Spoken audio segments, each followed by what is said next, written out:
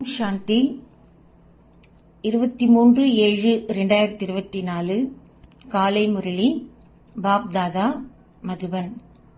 சாராம்சம்: இனிய குழந்தைகளே, நீங்கள் உரிய நேரத்தில் வீடு திரும்ப வேண்டும்.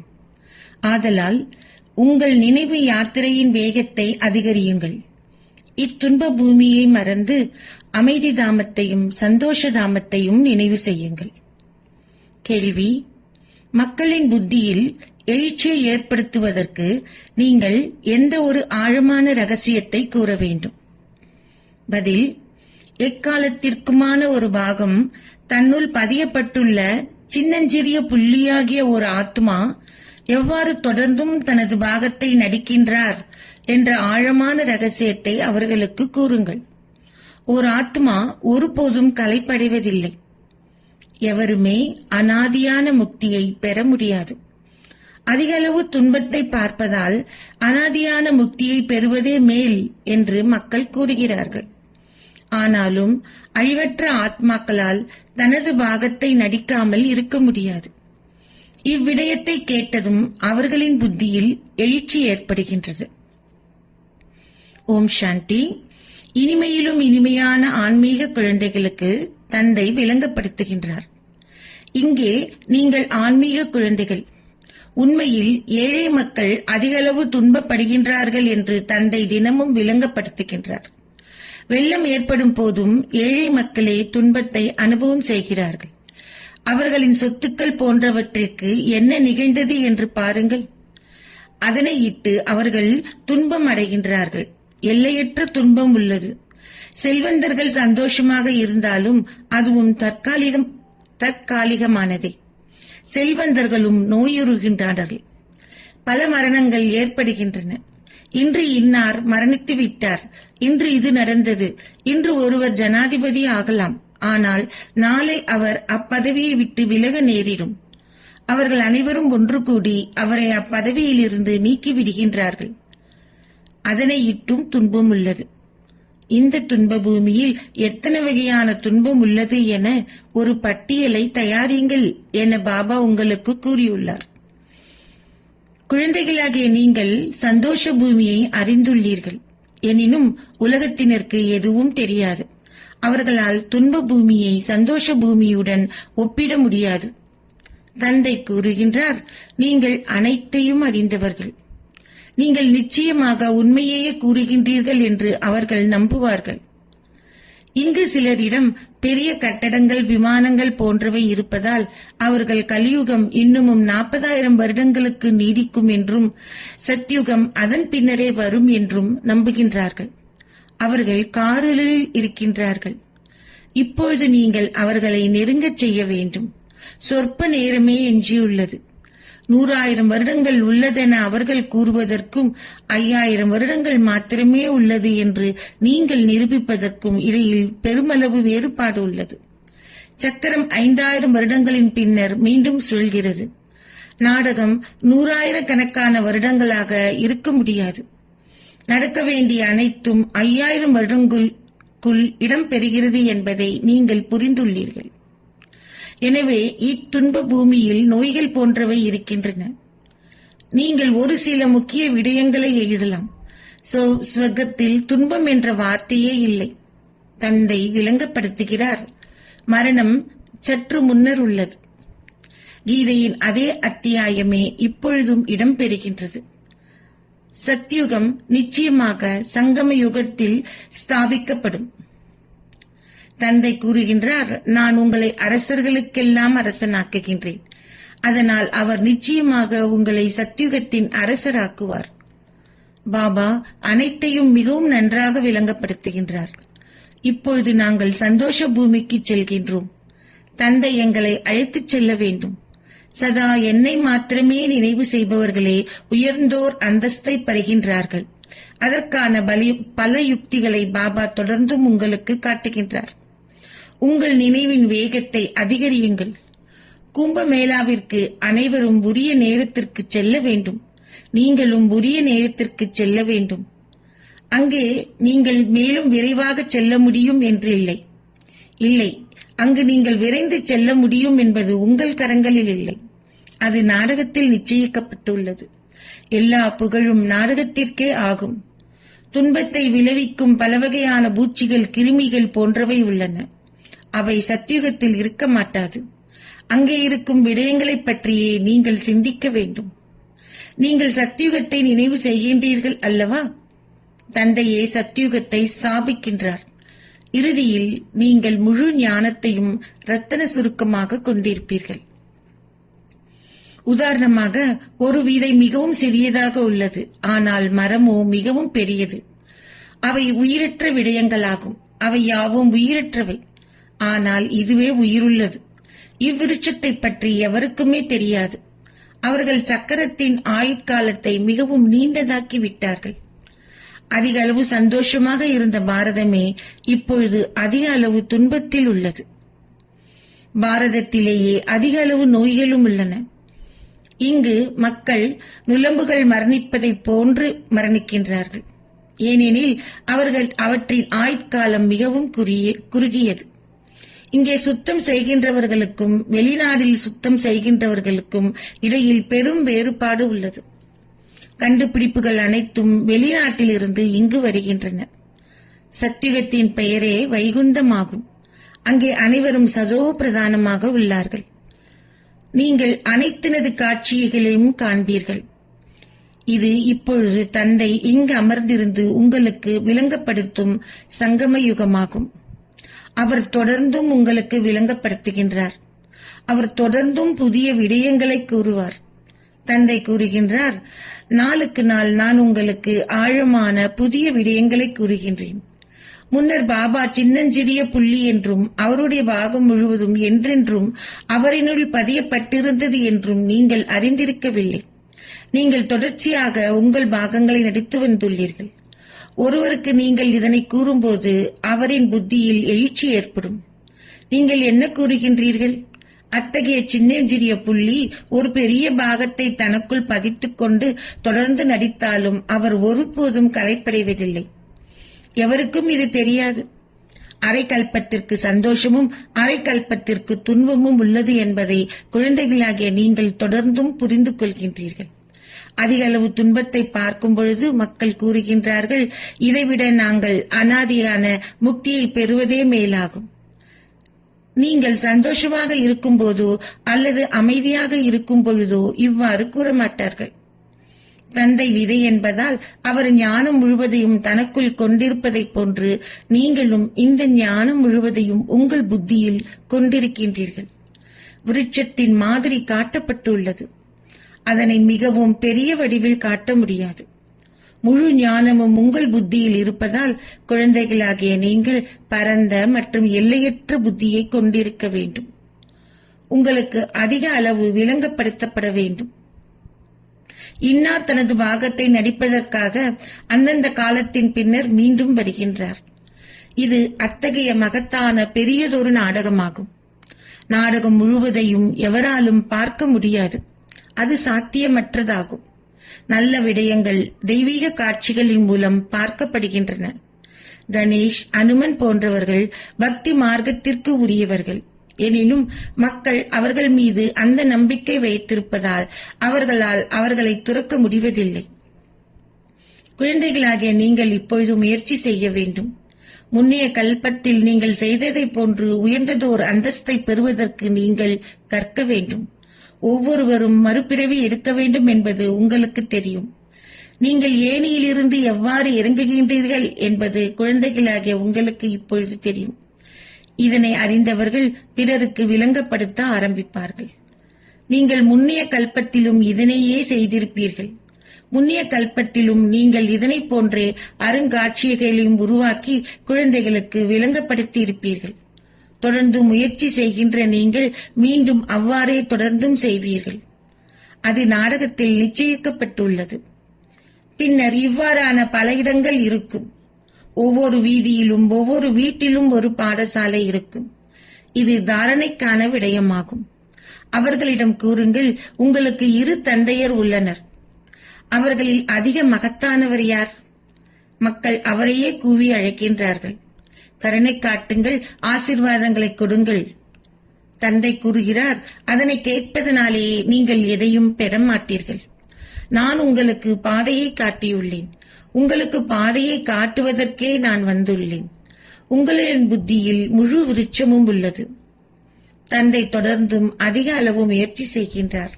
இன்னமும் சொற்பளவு நேரமே உள்ளது. சேவை செய்யும் குழந்தைகளே எனக்கு தேவையாகும். எனக்கு ஒவ்வொரு வீட்டிலும் கீதை பாடசாலை தேவையாகும். நீங்கள் வேறு எப்படத்தையும் வைத்திருக்க வேண்டியதில்லை. ஆனால் இதனை வாசலில் எழுதுங்கள். படங்களை பொறுத்தவரை இச்சின்னமே போதும். இச்சின்னமே இறுதியில் உங்களுக்கு உதவும். இது சமிக்கைக்கான விஷயமாகும். எல்லையற்ற தந்தையே நிச்சயமாக சொர்க்கத்தை உருவாக்குகிறார் என்பது உங்களுக்கு தெரியும். எனவே நீங்கள் தந்தையை நினைவு செய்வதால் மாத்திரமே சொர்க்கத்திற்கு செல்வீர்கள். நீங்கள் தூய்மையற்றவர்கள் என்பதையும் நினைவு செய்வதனால் மாத்திரமே நீங்கள் தூய்மை ஆகுவீர்கள் என்பதையும் நீங்கள் புரிந்து கொண்டிருக்கிறீர்கள். வேறு எந்த வழியும் இல்லை. சொர்க்கம் ஒரு தூய உலகமாகும். நீங்கள் சொர்க்கத்தின் அதிபதியாக விரும்பினால் நிச்சயமாக நீங்கள் தூய்மையாக வேண்டும். சொர்க்கத்திற்கு செல்பவர்கள் எவ்வாறு நரகத்தில் மூழ்க முடியும்? இதனாலேயே உங்களுக்கு கூறப்படுகின்றது, மன்மனா பவ. எல்லையற்ற தந்தையை நினைவு செய்யுங்கள். உங்கள் இறுதி எண்ணங்கள் உங்கள் இலக்கிற்கு உங்களை இட்டுச் செல்லும். சொர்க்கத்திற்கு செல்பவர்கள் விகாரத்தில் ஈடுபடக்கூடாது. பக்தர்கள் விகாரத்தில் அதிக அளவு ஈடுபடுவதில்லை. சந்நியாசிகள் உங்களை தூய்மையாக்குங்கள் என்று கூற மாட்டார்கள். ஏனெனில் அவர்கள் திருமண வைபவங்களை நடத்தி வைக்கிறார்கள். அவர்கள் குடும்பத்தில் உள்ளவர்களிடம் நீங்கள் மாதத்தில் ஒருமுறை விகாரத்தில் ஈடுபடலாம் என்றும் கூறுகிறார்கள். பிரம்மச்சரியம் காப்பவர்களிடம் நீங்கள் திருமணம் செய்யக்கூடாது என்று அவர்கள் கூறுவதில்லை. சிலர் இங்கே தூய்மையான திருமணம் செய்கின்றார்கள். அடுத்த நாளே அனைத்தும் முடிந்து விடுகிறது. மாயை பெருவளவு கவர்ச்சியுடையவள். இந்த நேரத்திலேயே நீங்கள் தூய்மையாக முயற்சி செய்கின்றீர்கள். பின்னர் அதற்கான வெகுமதியை பெறுகின்றீர்கள். அங்கே ராவண ராஜ்யம் இருப்பதில்லை. குற்ற எண்ணங்கள் அங்கே இருப்பதில்லை. ராவணனே உங்களை குற்றவாளி ஆக்குகின்றான். சிவபாபா உங்களை குற்றமற்றவர் ஆக்குகின்றார். இதனையும் நீங்கள் நினைவு செய்ய வேண்டும். ஒவ்வொரு வீட்டிலும் வகுப்புகள் இடம்பெறும் போது அனைவரும் விளங்கப்படுத்த ஆரம்பிப்பார்கள். நீங்கள் ஒவ்வொரு வீட்டிலும் கீதை பாடசாலையை உருவாக்க வேண்டும். அத்துடன் உங்கள் வீட்டில் உள்ளவர்களையும் சீர்திருத்த வேண்டும். விரிவாக்கம் இவ்வாறாக தொடர்ந்தும் இடம்பெறும். சாதாரணமானவர்களும் ஏழைகளும் சமமானவர்கள் ஆவார்கள். முக்கியஸ்தர்கள் சாதாரண மக்களின் ஆன்மீக ஒன்று கூடல்களில் கலந்து கொள்ள சங்கடப்படுகின்றார்கள். ஏனெனில் இங்கே மந்திர சக்தி உள்ளது என்றும் நீங்கள் அனைவரையும் சகோதர சகோதரிகள் ஆக்குகின்றீர்கள் என்றும் அவர்கள் கேள்விப்பட்டுள்ளனர். ஆகா, அதுவும் நல்லதே. ஒரு இல்லறத்தில் பல சிக்கல்கள் உள்ளன. அவர்கள் மிகவும் சந்தோஷமற்றவர்கள் ஆகின்றார்கள். இது துன்ப உலகமாகும். அளவற்ற துன்பம் உள்ளது. அங்கே அளவற்ற சந்தோஷம் இருக்கும். நீங்கள் ஒரு பட்டியல் தயாரிக்க முயற்சி செய்ய வேண்டும். 25 முதல் 30 வரையிலான பிரதான துன்பங்களின் பட்டியலை நீங்கள் தயாரிக்க வேண்டும். எல்லையற்ற தந்தையிடமிருந்து உங்கள் ஆஸ்தியை பெறுவதற்கு நீங்கள் அதிக அளவு முயற்சி செய்ய வேண்டும். தந்தை இந்த ரதத்தின் மூலம் எங்களுக்கு விளங்கப்படுத்துகின்றார். இந்த தாதாவும் ஒரு மாணவர் ஆவார். சரீரதாரிகள் அனைவருமே மாணவர்கள் ஆவார்கள். ஆனால் உங்களுக்கு கற்பிப்பவர் சரீரமற்றவர் ஆவார். அவர் உங்களையும் சரீரமற்றவர் ஆக்குகின்றார். ஆகையால் தந்தை கூறுகின்றார், தொடர்ந்தும் சரீர உணர்வை துறந்திடுங்கள். இக்கட்டிடங்கள் எதுவும் எஞ்ச மாட்டாது. அங்கே உங்களுக்கு அனைத்தும் புதியதாகவே கிடைக்கும். இறுதியில் நீங்கள் பல காட்சிகளை பெறுவீர்கள். வெளிநாடுகளில் அணுகுண்டுகளினால் அதிக அளவு விநாசம் இடம்பெறும் என்பதை நீங்கள் அறிவீர்கள். ஆனால் இங்கோ இரத்த ஆறு ஓடும். அதற்கு காலம் பிடிக்கிறது. மரணம் இங்கு மிகவும் மோசமாக இருக்கிறது. இது அழிவற்ற தேசமாகும். இந்துஸ்தான் ஒரு மூலையில் இருப்பதை நீங்கள் உலக வரைபடத்தில் பார்க்கின்றீர்கள். நாடகத்திற்கு ஏற்ப அங்குள்ள விஷயங்கள் இங்கு எந்த ஒரு தாக்கத்தையும் ஏற்படுத்த மாட்டாது. இங்கு இரத்த ஆறு ஓடும். அவர்கள் இப்பொழுது அதற்கான ஆயுத்தங்களை செய்து கொண்டிருக்கிறார்கள். இறுதியில் அவர்கள் இங்குள்ளவர்களுக்கு குண்டுகளை கடனாகவும் வழங்கும் சாத்தியம் உள்ளது. எவ்வாறாயினும் நீங்கள் பயன்படுத்தும் போது உலகை அழிக்கக்கூடிய குண்டுகளை அவர்கள் கடனாக கொடுக்க மாட்டார்கள். அவர்கள் தரம் குறைந்த குண்டுகளையே கொடுப்பார்கள். உங்களுக்கு பயன்மிக்க ஒன்றை நீங்கள் பிறருக்கு கொடுக்க மாட்டீர்கள். விநாசம் முந்தைய கல்பத்தில் இடம்பெற்றதைப் போன்று மீண்டும் இடம்பெறும். இது புதியதொரு விடயமல்ல. எண்ணற்ற சமயங்கள் அழிக்கப்பட்டு ஒரே ஒரு தர்மம் ஸ்தாபிக்கப்படும். பாரத தேசம் ஒருபோதும் அழிய மாட்டாது. சிலர் எஞ்சி இருப்பார்கள். அனைவரும் மரணித்து விட்டால் பிரளயம் ஏற்படும். நாளுக்கு நாள் உங்கள் புத்தி பரந்ததாகவும் எல்லையற்றதாகவும் ஆகி நீங்களும் அதிக அளவு மரியாதையை கொண்டிருப்பீர்கள். இப்பொழுது நீங்கள் அந்த அளவு மரியாதை கொடுக்காததால் சிலரே சித்தி அடைகின்றார்கள். அதிக அளவு தண்டனை கிடைக்கும் என்பது உங்கள் புத்தியில் பிரவேசிப்பதில்லை. ஆகையால் நீங்கள் காலம் தாமதித்தே வருவீர்கள். நீங்கள் விழும்போது நீங்கள் ஈட்டிய வருமானம் முழுவதும் இழக்கப்பட்டு நீங்கள் அவலட்சணத்திலும் அவலட்சணமானவராகுவீர்கள். மீண்டும் உங்களால் எழவே முடியாது. பலர் சென்று விட்டார்கள். இன்னமும் பலர் செல்வதற்காக உள்ளார்கள். இப்பொழுது நீங்கள் உங்கள் சரீரத்தை விட்டு சென்றால் உங்கள் நிலைமை என்னவென்பது உங்களுக்கே தெரியும். இது புரிந்து கொள்ளப்பட வேண்டிய விடயமாகும். தந்தை கூறுகின்றார், குழந்தைகளாகிய நீங்களே அமைதியை ஸ்தாபிப்பவர்கள். உங்களுக்குள் அமைதியின்மை இருக்குமாயின் உங்களது அந்தஸ்து அழிக்கப்படும். எவருக்கும் துன்பம் விளைவிக்க வேண்டிய அவசியம் இல்லை. தந்தை அனைவரிடத்தும் அதிக அளவு அன்புடன் குழந்தாய் குழந்தாய் என்று பேசுகின்றார். அவரே எல்லையற்ற தந்தை ஆவார். அவரிடம் முழு உலகினது ஞானமும் உள்ளது. ஆகையாலே அவர் உங்களுக்கு விளங்கப்படுத்துகின்றார். இவ்வுலகில் பல வகையான துன்பம் உள்ளது. துன்பத்தை பற்றி பல விடயங்களை நீங்கள் எழுதலாம். இதனை நீங்கள் நிரூபிக்கும் போது இது முற்றிலும் உண்மை என்று மக்கள் ஏற்றுக்கொள்வார்கள். தந்தையை தவிர வேறு எவராலும் இந்த அளவற்ற துன்பத்தை அகற்ற முடியாது. உங்களிடம் துன்பங்களின் பட்டியல் இருந்தால் மக்களின் புத்தியில் ஏதாவது ஒன்று பதியும். இல்லாவிட்டால் அவர்கள் எதையாவது கேட்டுவிட்டு அதனையும் மறந்து விடுகின்றார்கள். அத்தகையவர்களிட்டை விட்டே சொர்க்க ஓசையை செம்மறியாடு எவ்வாறு அறியும் என்பது நினைவு கூறப்படுகிறது. தந்தை விளங்கப்படுத்துகிறார், குழந்தைகளாகிய நீங்கள் அழகானவர்கள் ஆக வேண்டும். எவ்வித அமைதியின்மையோ அழுக்கோ இருக்கக்கூடாது. அமைதியின்மையை பரப்புபவர்கள் சரீர உணர்வுடையவர்கள். அவர்களிடமிருந்து விலகி இருங்கள். அவர்களை நீங்கள் தீண்டவும் கூடாது. அச்சா, இனிமையிலும் இனிமையான அன்புக்குரிய எப்போதோ தொலைந்து இப்போது கண்டெடுக்கப்பட்டிருக்கும் குழந்தைகளுக்கு உங்கள் தாய் தந்தையாகிருக்கும் பாப்தாதாவின் அன்பு நினைவுகளும் காலை வந்தனங்களும். ஆன்மீக தந்தை ஆன்மீக குழந்தைகளுக்கு நமஸ்தே சொல்கிறார். ஆன்மீக குழந்தைகள் ஆன்மீக தந்தைக்கு நமஸ்தே சொல்கின்றனர். தாரணைக்கான சாராம்சம். 1. உங்களுக்கு கற்பிக்கும் ஆசிரியர் எவ்வாறு சரீரமற்றவராகவும் சரீர உணர்வு எதுவுமே அற்றவராகவும் இருப்பதைப் போன்று நீங்களும் சரீரமற்றவராகுங்கள். தொடர்ந்தும் சரீர உணர்வை துறந்திடுங்கள். உங்கள் குற்றமல்ல கண்களை குற்றமற்றதாக்குங்கள். 2.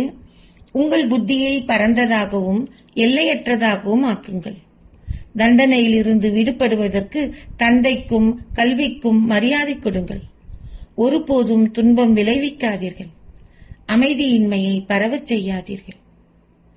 ஆசீர்வாதம். உங்களுடைய பிராமண வாழ்க்கையின் இயல்பான சுபாவத்தினால் கல்லையும் தண்ணீராக மாற்றுகின்றதொரு மாஸ்டர் அன்பு கடல் ஆவீர்களாக. அன்பானது கல்லையும் தண்ணீராக மாற்றக்கூடியது என உலக மக்கள் கூறுகின்றார்கள். அவ்வாறே மாஸ்டர் அன்பு கடலாக இருப்பதே பிராமணர்களாகிய உங்களுடைய இயல்பான சுபாவமாகும். நீங்கள் அதிக அளவு ஆத்ம உணர்வுடைய அன்பையும் இறை அன்பையும் கொண்டிருக்கிறீர்கள். அவற்றினால் பலதரப்பட்ட சுபாவங்களை மாற்ற முடியும். அன்பு கடலானவர் தனது அன்பு சொரூபமாக இருக்கின்ற அனாதியான சுபாவத்தினால் குழந்தைகளாகிய உங்களை தனக்குரியவர்கள் ஆக்கினார். அவ்வாறே நீங்களும் மாஸ்டர் அன்பு கடல்களாகி உலக ஆத்மாக்களுக்கு உண்மையான சுயநலமற்ற ஆன்மீக அன்பை கொடுக்க வேண்டும். அப்பொழுது அவர்களின் சுபாவங்கள் மாற்றமடையும். ஸ்லோகம். உங்களுடைய சிறப்பியல்புகளின் விழிப்புணர்வை கொண்டிருந்து சேவைக்காக அவற்றை பயன்படுத்தினால் நீங்கள் பறக்கின்ற ஸ்திதியில் தொடர்ந்தும் பறப்பீர்கள். ஓம் சாந்தி.